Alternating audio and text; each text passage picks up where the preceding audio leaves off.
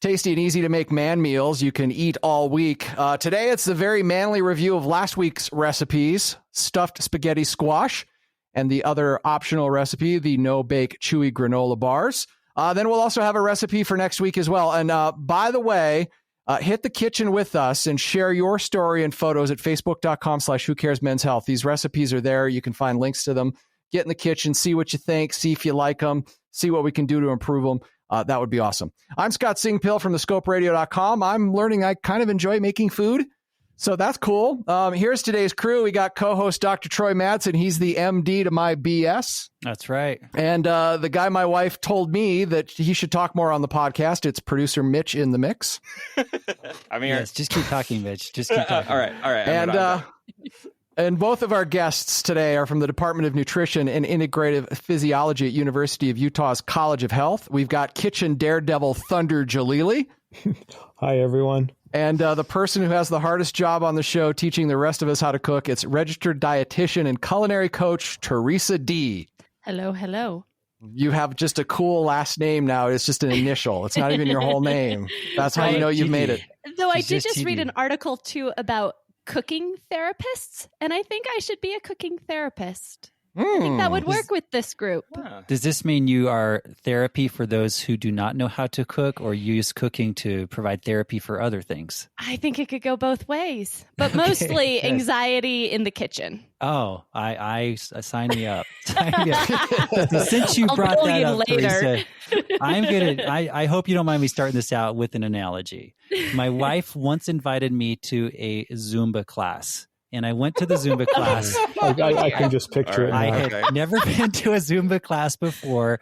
We were on the back row, but there was a mirror on the front so people could see other people. At the end of the class, when it was over, my wife asked me, were you making fun of the class or were you actually trying? And I will say that is how I felt last week talking about my experience in the kitchen. I'm like, everyone here knows what they're doing. I am clueless. And that's how I felt in the Zumba class. I did not go back to Zumba after that. I have come back here. Yes. So I'm still with you. I came back for my second Zumba class. I'm still here. All right. Well, yeah, I think you're going to find, though, Troy, the more you do this, the better it's going to feel. I think you are. Oh, yeah. So no, I will say that's the case already. Yeah. It couldn't get worse. It could not get worse. Right? Technically, this whole parchment paper thing, as I'm putting this in the oven, I'm like, is this going to catch on fire? Is this going to be the next episode about my oven fire? So it could get worse, but it didn't. Oh, that's great. Thunder's always there for some support, kind of, exactly. backhanded support in a way. Yeah. All right. So thanks, let's go ahead and we'll start with a review of the stuffed spaghetti squash. We'll go ahead and start with Mitch. Any thoughts on that? Did you like it? I did. And I think the thing that I was the most surprised about was just how much food it actually made. I mean, the spaghetti squash looks small, but when you start to scoop things up and fill it up, I think we ended up getting almost 6 meals out of the recipe. Wow. It's cool too, because the spaghetti squash, I mean, you can scrape that thing to the shell. You can use every little bit in there. That's pretty awesome. Troy, how'd it go for you? It was great. I am now a fan of spaghetti squash. And this was, again, pushed me a little bit. I had to find someone in the store and ask them, what is a spaghetti squash?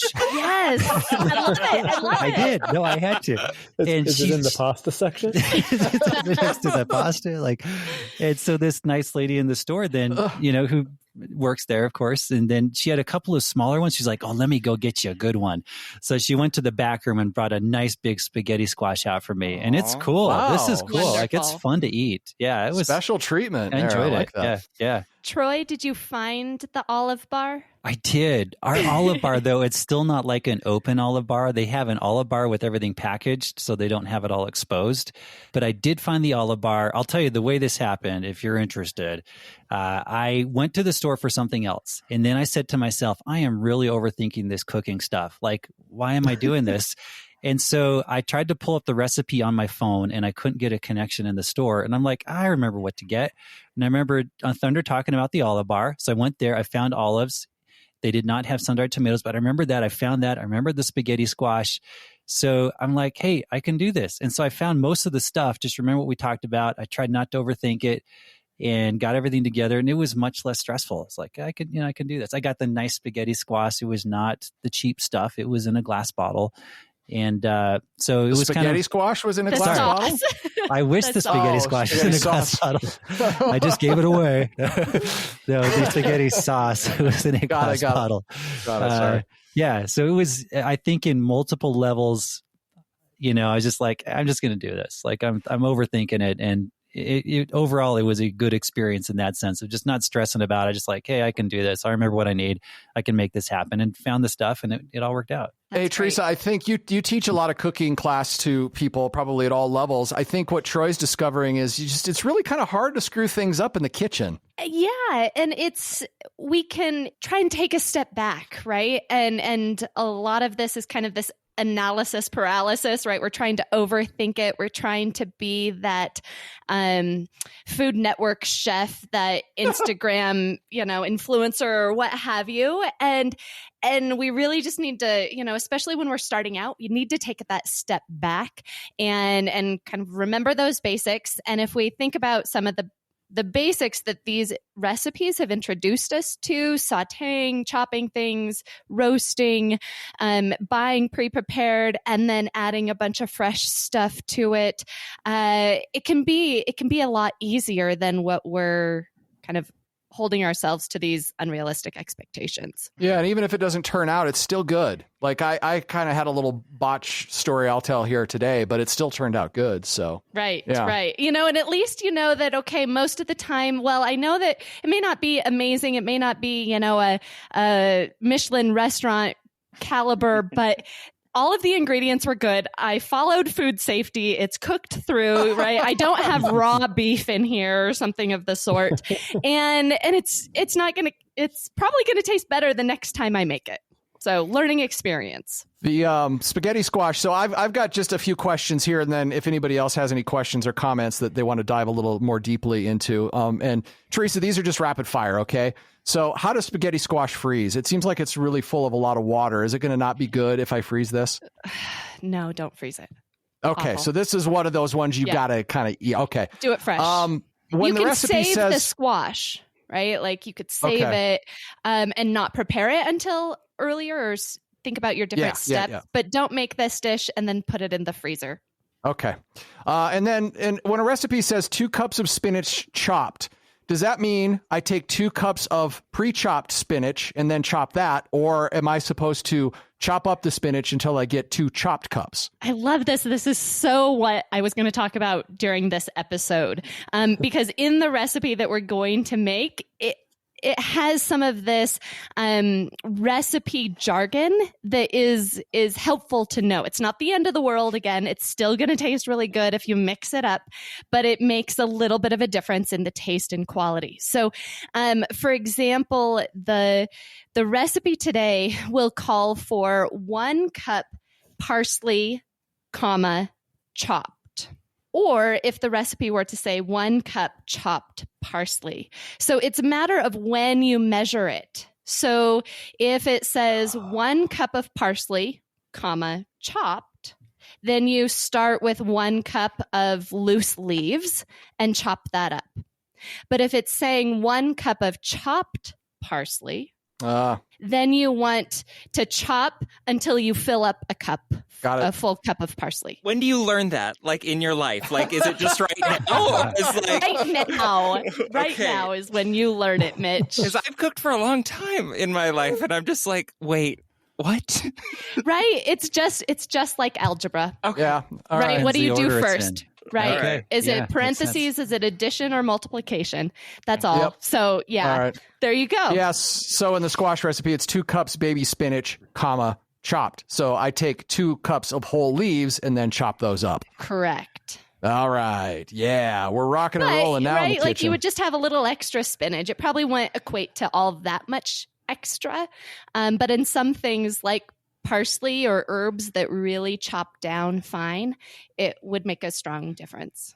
It would make a flavor difference, but spinach is just kind of so. It was a really tasty recipe. I got a ton of leftovers. I looked up how many calories and carbs spaghetti squash has. Literally none. I think like 1 cup is 9 grams of carbohydrate, and 1.5 of that is fiber.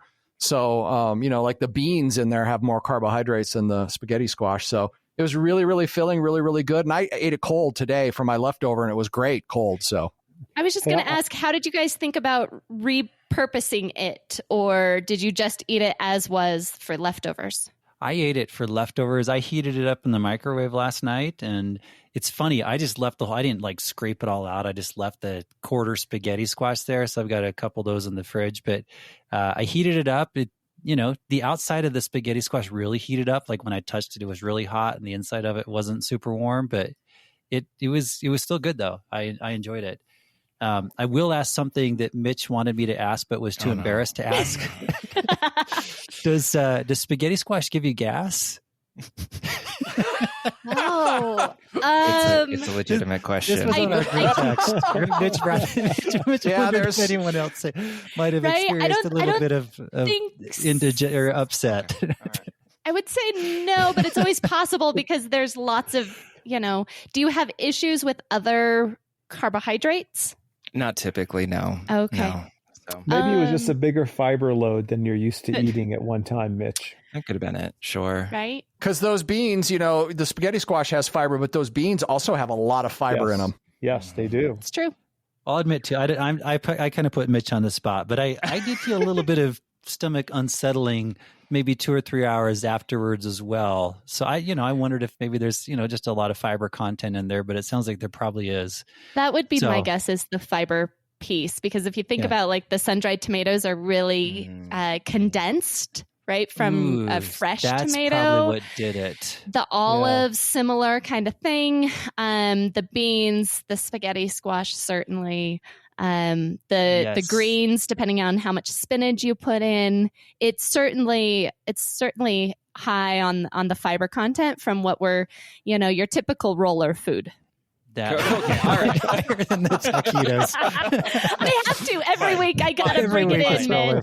That's fine. Nice. So, but it's sense. not like anything's wrong. It's just fiber's good for you. Yep. Yeah. And as you get used to higher fiber content in your meals, that should decrease. Okay. You're kind of training your gut.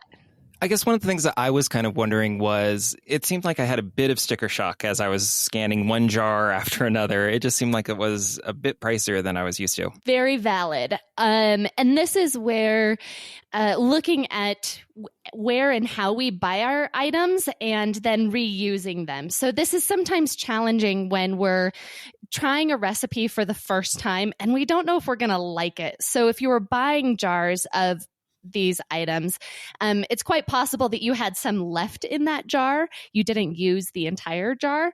And this is where maybe some of those grocery stores that have an olive bar where you can just purchase the amount that you need for the recipe. So if you only needed a half a cup, that's all you have to buy, instead of, needing to buy the 1 to 2 cups worth that's in the jar. Looking at other store options as well. So like Trader Joe's does some of these items less expensive. Those kinds of things are a great way to look at some of these alternatives. So certainly it's a valid question, valid concern with this particular recipe. I would also argue, though, at the same time, when you think about the quantity that it made, if it gave Troy 6 meals worth for 1 or 2, that's a significant amount of food that it made. So kind of pricing it out per meal hopefully would be, considerably less. Yes, that initial purchase can sometimes be a bit of a shock. And I will say I priced mine out because I'm curious about this too. I priced mine out about $20 for everything. And admittedly, I did forget to get the artichoke hearts. I would have liked to have had those, and I didn't remember until I got home. I was like, artichoke hearts. So that probably would have added on like another $5. But you're right. I think if you look at, $20 and you spread it over 4 or 5 meals, it's not crazy high. But it seems like there are variations you could do on that. Like maybe you don't do the sun-dried tomatoes, and maybe you just do the olives or something. Because I found tomatoes are the best part. Okay, or if you didn't like you're right, the olives, they are the best part. right? Or, maybe you don't do the doing olives. canned olives, right? Yeah, You could do a canned olives. Yeah. Artichokes. There are frozen artichokes, and those are fantastic as well. So Troy's exactly right there. You could certainly modify this and make it a little bit less expensive of an initial punch. You're right, Thunder. I would not. That was my mistake. I would not remove the sun-dried tomatoes. Those were amazing. So I'm glad maybe you're the a olives. convert to the tomatoes now. Yeah, big fan. All right, let's move on to the granola bars. The official title. What was this? No bake, chewy granola bars. All right. Yeah. How did that go for you guys? Let's start with Troy. I did not make it to recipe number 2, unfortunately. I got to tell you, it was pretty easy. So if you want to try it at some point, it doesn't take that long, and it's pretty simple. How about you, Thunder? Did you do the granola bars? Yeah. So actually, I like the good parent I am, I delegated and had my daughter do it. Nice. That's not the point. The point is us make them. Well, I was in the kitchen at the time in a supervisory capacity. And what were you drinking, Love Thunder? But we had one modification. We didn't do the brown sugar, so I think it actually turned out really, really good. And we used kind of a special kind of chocolate chip that my wife found that I guess are some sort of baking chocolate chip, but that ended up being one of the good parts of the recipe. So bottom line is, I think it was a bit more crumbly because we didn't add the brown sugar, but I thought they tasted great. And as long as we ate them chilled, they were fantastic. I got to say, Mitch's picture of his looked like it was straight out of a food magazine compared to how mine turned out. Mitch, talk to us about the granola bars. I find these suspiciously delicious. The question I have, because I don't have it readily available, we ended up swapping, we did some Kashi Go rather than puffed rice to make it a little more protein rich. What is the caloric density of these things? Because I've been having them as I've had to run up to the hospital time or two. I've been grabbing them just as a quick lunch. They are so tasty, though. Yeah. I'm just concerned. I'm very concerned. And especially with putting in the Kashi Go. It's certainly upped it from what it was. So if you just made one batch and cut it into the, I believe, 9 servings that it was allotted for, which would be a fairly good size bar. Yeah. They're about 300 calories. Okay, that's like a meal replacement. Okay. So then with the Kashi Go, I'd probably add another, if you did that fully instead of the puffed rice, it's probably another 25 to 50 calories. So it's a very dense snack. Yes. Mitch, did you cut them into like did you actually make 9 bars, or did you cut them into smaller bars? I cut them into 9, and I get into okay. So here's the control on this one. One big bar. There's so one of the things I think I run into a lot with my own nutrition is I get into that like health food blindness, right? Yeah. Where I'm like, these are healthy. Like Teresa told me I could eat as many carbs as I wanted. And then I have like 2 of these, and then it's like, oh no. I don't think she said you could eat as many carbs as you wanted. I think she said you could eat the rice, but I don't believe she... All right. Okay. Well, one thing to think about is, we actually made them into smaller pieces when we did them. They're kind of like bite-sized pieces. So maybe like about an inch or inch and a half or something. And I would also, if you're thinking about using it having it as a snack, but realizing that you're eating a lot of them, certainly, think about how many you portion and take with you. Another thing to think about is that I have something else alongside it. So maybe I have a low-fat plain yogurt, an exercise bike. Hopefully you're walking around work. Nor like an apple, something fresh along with it. I have been having an apple with a full-size bar, so I need to reevaluate my life. Okay, cool. Well, I don't know. All right, There's good to know. nothing wrong with a full size bar in the right circumstance, but I think if you're just like popping them as a snack, it's probably a bit much as a snack. So, maybe like a half a bar, a third of a bar or something. Okay. I'm treating it as a dessert, really. Just Yeah. a little something afterwards. And mine didn't come out in bar form. I think where I made the mistake was I put the liquid part in the microwave. It came out bubbly and hot. And then I think I waited a little too long and it hardened up. So it didn't mix very well. So I need to work on my kitchen technique. But they were good. This is one of those cases, Troy, where it didn't come out like it wouldn't be something I'd want to take to a party because they look terrible, but they taste great. Tasted good. Nice. So even though it was a little bit of a failure, it was not a failure because they are absolutely delicious. And I could even see maybe taking these and putting these in the bottom of a bowl, just a few of the crumbles because mine really crumbled up, and putting a little ice cream on top of them. That would be like a good little dessert. I was thinking yogurt, but yeah, ice cream works yogurt's too. even better. Because then you get the protein in the yogurt and the fat in yogurt to help slow down that the sweetness in the granola bars. That's brilliant. Yeah. All right, on to next week's recipe. It looks really, really good. It looks light and summery. I can't wait to learn more about it. Teresa, what are we making next week? Zesty lentil salad. What do you think, guys? Zesty lentil salad. I'm already intrigued. Sounds great. I like all three of those words. Nothing from You Mitch. like Mitch, lentils? Mitch, hold on to me. Hold on, Okay, Mitch. I'm here. All right, because it's a salad. Okay. However, I don't want you to cringe too much because it's not a salad in the sense that lettuce and iceberg is your base. Yeah. Okay. No ice So hold with me. It's kind of a warm salad. And I use salad a bit loosely because we're essentially just kind of mixing things together, like you would say a fruit salad, right? Well, there's no lettuce in there, but we still call it a salad. So we're mixing things together in a giant bowl. So yeah, this one also, we had talked, what I believe the first week about kind of wants or goals or desires of this class, and something of this conversation was talking about lentils. And so here is an awesome lentil recipe for you guys to try.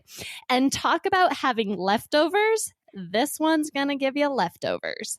So this is going to be a great combination of lentils and bulgur and some nice fresh veggies, as well as a homemade dressing that you'll put on the top. So you just said a word there I've never heard before. What was that? Bulgur? Bulgur? Yeah. It sounds like somebody that was in He-Man Masters of the Universe. Or Who's Bulgur? Who's Bulgur? Where do I find him? Right. Bulgur smash. Exactly. What is that? Well, it is wheat. So it's wheat. It comes from wheat. And it is considered a whole grain, less processed than if you were to say have wheat pasta or wheat bread or something of that sort.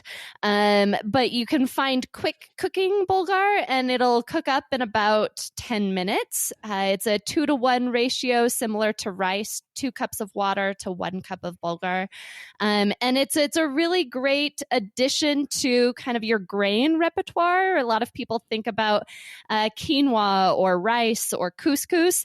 I kind of put bulgur in there as well. It kind of has a nice nutty, roasty flavor to it without adding a whole lot. Where does one find bulgur? You'll find it with the other grains. So Bob's Red Mill makes a really great one. So if you're in either the baking aisle or in sometimes the Italian pasta aisle, where maybe they have cornmeal or polenta or packaged quinoa, things of that sort, it should be there. It can sometimes be in the cereals, though, too. I was going to mention, don't give Troy any hints. It'd be more entertaining to watch him try to find it.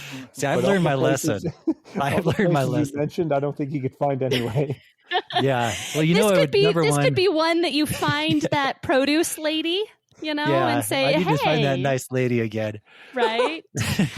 Or look at your store app if you're at a store that does have an app function, this would be a great thing because you can put in Bulgar and it'll tell you exactly where in the grocery store it's located.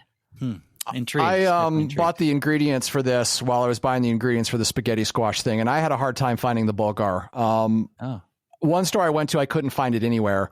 The other store, I found it in their, like, not the health food aisle, but the natural foods aisle is where I ended up finding it. And Troy, look, like Teresa said, look for the Bob's Mill brand, and you're going to look around other like quinoa and that sort of thing. So it could be in 2 or 3 different places, just depending on your grocery store. Sounds like an adventure. We'll see. Yeah. We'll see how so, Teresa, are there any alternatives? Let me ask you that first. Are there any alternatives to the Bulgar? Sure, rice? You could do rice. I would more so suggest something like quinoa or couscous. Yeah. I was thinking couscous would be a good alternative. Or if you really want to go out, millet would be. But that'd be probably just as hard for you to find as Bulgar. But so, like, no, you're not milling anything, Troy. Millet is a thing you buy. You're not going to go down to the creek where the mill is with the big mill wheel. I swear you said millet. And now I understand what you're saying. I get it. I thought you were just seeing how far I was going to go with this, but I get it. So is this going to be a main course then, or is this a side, or what's your recommendation on that, Teresa? It's both. Like you'll see on the recipe, I have that it makes 6 main courses or entrees and 10 sides. So this is a really great one that you can really multi-purpose it. So it's great the first night that you make it. Maybe eat it warm if that works with your timing, because it's really yummy warm. But then for lunch the next day, it's awesome cold as well, or putting it into a pita and having more of a sandwich type or a wrap or something like that would be really great too. And if you're using it as a side, what would be a good type of food to eat with this then? I would do grilled chicken. I could do some sockeye salmon. It's summertime, so throw something out on the grill. That would be really awesome with it for sure. Thunder's sauteed tofu would be a good topper.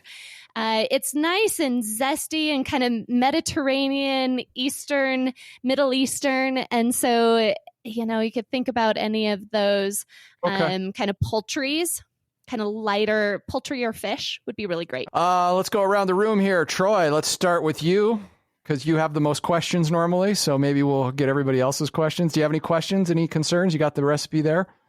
I think I'm ready to try it. Yeah. Do you know what an English cucumber is? I will probably find an American cucumber, but do you know how to tell the difference between English cucumbers and American cucumbers? Is it the accent? Well, yeah. You go, hello, governor. And if it goes, hello, how are you? Yes, that will be mighty cheeky today, aren't you, Dr. Madsen? Yeah. Then it's an English cucumber. If it's wearing a top hat, I'll purchase it. Like, what am I supposed to look for? If it's wrapped in plastic. Oh, okay. Yes. Long and wrapped in plastic, it's an English cucumber most of the time. Okay. All right. They tend to have fewer seeds. They have a lower water content, and so they work really well for something like this. If you were using a traditional cucumber, say that you were harvesting out of your garden, maybe, or your kind of typical American cucumber, those tend from the grocery store. They tend to be really waxy, so I would suggest peeling it as well as scraping out a lot of the seeds in the middle, or it's going to make the salad really watery. Find that produce lady. I will find the lady. I've got to find her. Or gentlemen, there's plenty of good produce men as well. I'm sure there are. Yeah. So my question about this recipe, so when I was looking at it, it looks like it's going to create a massive volume of food. And I'm pretty sure I can't freeze it. Would it be okay to cut everything in half? And could I still mix everything? Yes, certainly. This one fairly easily could go in half. Yes. Okay, good. Yep. Mitch? We'll see. We'll see. I have suspicions also about lentils, but we'll see how this comes together. But Troy, the thing that I've been doing lately is that I've just been doing the grocery pickup. So I don't even need to hunt in the store to find things. Oh, you just put everything on there and someone finds it for you. Yes, That's her name cheating. her name is Mary. It's been every Wednesday for the last month. I know her. We chit chat. It's great. So she's like, "Oh, Nice. you getting something different this week?" And I'm like, "Yes, I am." So You I should will share send- the recipes with her. I might have to, Yeah, but that's there you just go. it. So that's how I've been skipping like the where on earth is this item in the store. So That's a my really tip. good strategy. I didn't even think about that. No, that's actually a good idea.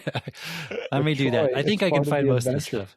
I know it is part of the adventure. I have to say it is, and I have found some new things I hadn't really found before. So this looks pretty straightforward though. Like the Bulgar, that really threw me off, but everything else on here, I think the English cucumber, now that you've described it, I think I can find that. Everything else looks pretty straightforward. All right, can't wait to try zesty lentil salad. We'll talk about it next week, along with another brand new recipe from Teresa. And we would love it if you'd join us in the kitchen. Try these recipes out. You can find them at facebook.com/whocaresmenshealth. We're posting the recipes there. You can post your comments and pictures there. Would love to have you just be a part of this and let us know what you think in the kitchen along with us with Who Cares About Men's Health.